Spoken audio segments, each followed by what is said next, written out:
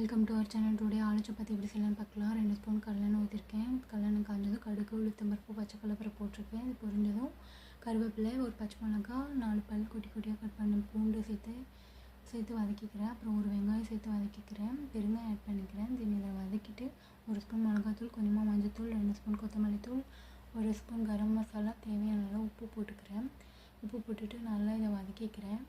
நல்லா இதை வதக்கிட்டு 2 உருளைக்கிழங்கு வேக வச்சு வச்சுருக்கேன். இதை மசிச்சு நான் இதை சேர்த்துக்கிறேன். இதை நல்லா போட்டு மிக்ஸ் பண்ணி நல்லா வதக்கிக்கோங்க. நல்லா மசிச்சு விட்டுக்கோங்க.